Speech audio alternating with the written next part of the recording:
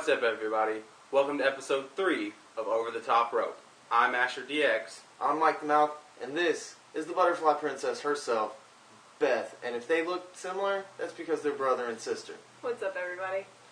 Yeah, we figured for our special guest this week, like we said, we'd get a female perspective on wrestling, and what's better than my little sister, who's been watching wrestling about as long as she's been alive. Probably nothing else. Yeah. Definitely not some of the other people who watch this show. Laura!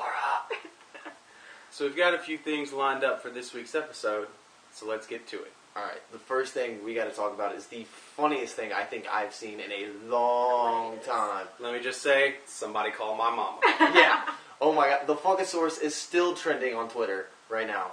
Nice. Like, I got on this morning and I saw tweets of the Funkasaurus, I love you, everything.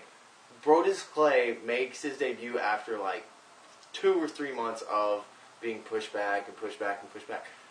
And I thought he was coming out as the Mastodon of Mayhem. Because that's what I expected. I watched that season of NXT, and that's what I expected, is this big, massive man who's going to just demolish everybody. And we get the Funkasaurus. Which was beautiful, because I was expecting him to be the same that he was when he was, with everyone else, and it was really weird for me, because I'm used to this giant guy with all these tattoos who does nothing but literally broods all the time. And we get a mix of The Godfather and Rikishi, and it was absolutely hilarious, and I was dancing the whole time. Oh yeah, it was good. I mean, it's a lot of people are saying, that just ended his career right there. WWE dropped the ball. Oh hell no. No. That just gave him a whole new idea for a career. Oh yeah. I mean, honestly, best comedic character they've had in a long time, and the fact that he can actually do damage, I think this is really going to lead to a lot for his career. I think Santino Marella has some competition now, too, as far as Funny Man goes. Oh, the Cobra has got some competition. Somebody better call Santino's mama. So now, let's talk about Kane, Cena, and poor Ryder. He died. Oh, God. I love seeing him bounce back up off the mats above the dock. I was just like, oh, there's his head. Yeah, they obviously put a little too much padding.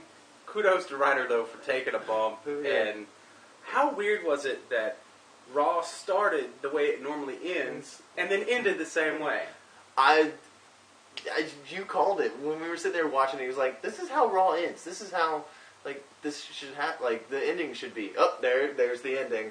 I do think it was a nice switch up, though. I mean, it's different from what it usually is, and it threw people off guard. They were like, "Wait a minute, it's 9 o'clock. Why is it doing the 11 o'clock stuff?" I don't know. Yeah, I mean, everybody kind of expected Cena to get thrown off right there at the beginning. Hell, I expected him to get thrown off at the end too. I was hoping both of them were. I was wanting somebody to get thrown off, and I mean, I'm not the biggest Cena fan ever, by far means. But I kind of wanted to see Cena throw Kane off, but at the same point, I wanted Kane just to chuck Cena 30 feet off. And unfortunately, he chucked your hero instead. Woo, not so much woo. That was Oh, really... and wait, whoa. Zack Ryder, do you know how to change a tire? Yeah, Are you it serious, bro? It seriously took you 15, 20 minutes to even get the tire off.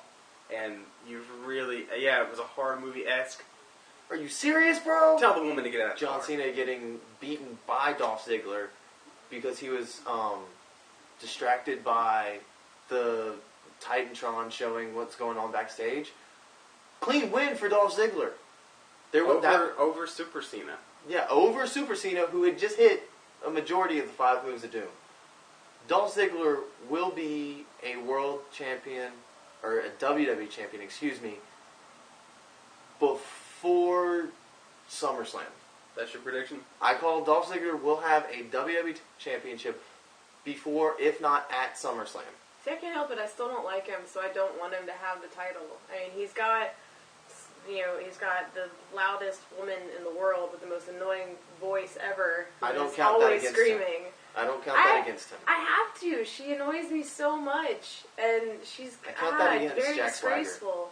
See, but Jack Swagger, he expired 3 years ago, so nobody really cares. That's his other problem. He has people that nobody likes or really cares about or knows much about. He needs a better setting. I don't know. You can count whatever you want to against Ziggler. The fact is, the guy's moving up. He's deservedly moving up. And I don't know if by SummerSlam, but I definitely see a 2012 WWE title run in his picture. Because I think at least the short one. The feud with him and Punk, I think that's going to go well. I mean, he is good. He's a very good technical wrestler. I really think he needs a better setup. Like, I'm fine if he, really puts himself out there and gets a little bit He is better. himself out there. I know, but I'm saying... That's the funny part. He is actually a show-off. I know, I was saying, like, if he just gets better... Not Vicky. I can't help it. Better management. Better management. everything. Right, next up is the Hall of Fame. On Monday Night Raw, we found out who the first 2 inductees were. The first is Edge. The Hall of Fame is now rated R. And there's only one problem I have with that, and I feel it's too soon. Deservingly, Edge should be in the Hall of Fame one day. And I get that he was made to quit last year at WrestleMania. I understand that.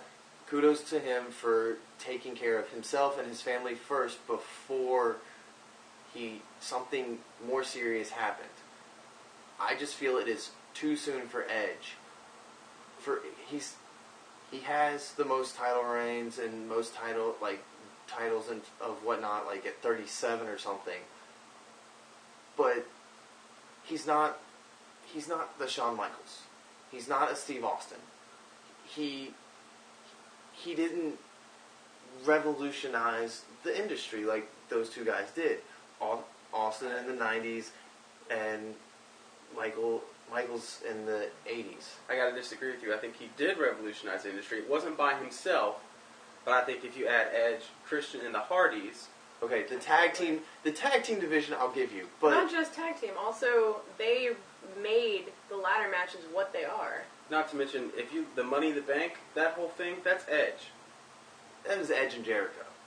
Edge was the first guy to really use that opportunistic kind of air. Yeah, I think maybe it might be a little too soon. That's all I'm saying is I feel it's too soon. I mean, you've got a lot of legends and stuff that probably should have gone in before him.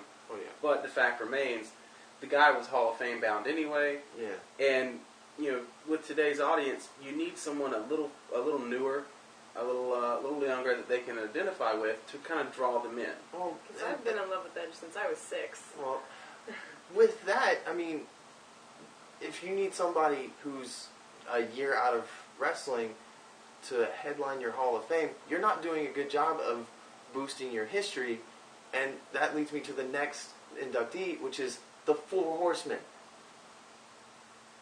Slick Rick, Arn Anderson, Tully Blanchard.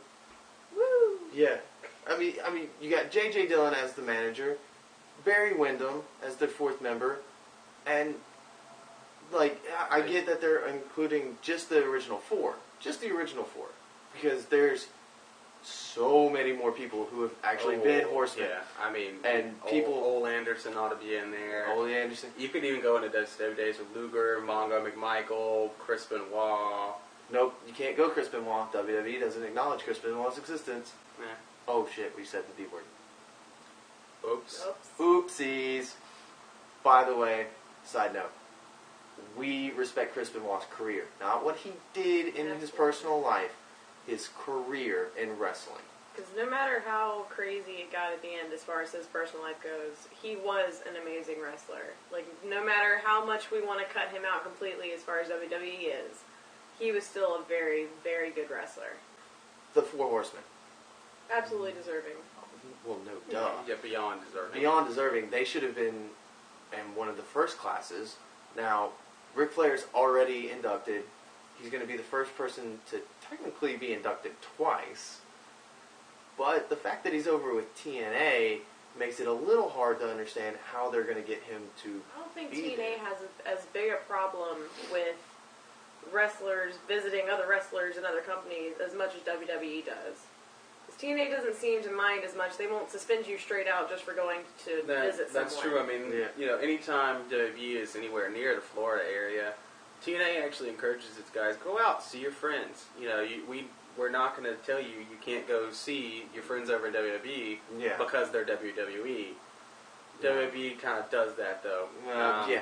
If you go to a TNA show, Highlanders, if you go to a TNA show, you're probably going to get fired. Yeah. Well, at least if you get seen on camera. Yeah. Highlanders. Yeah. Alright, guys. That's it for episode 3 of Over the Top Rope. One more thing. Hit subscribe button. One more thing.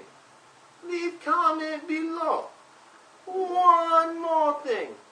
Follow us on Twitter. Links down below. And thank you for having me, guys. Yeah, it's been a pleasure. Thank you for being our special She's guest. so sweet. Oh, Lord. Don't let them lie to you. Yeah. Alright, guys. Tune in next week for another episode of BrambleTV's Over the Top Rope.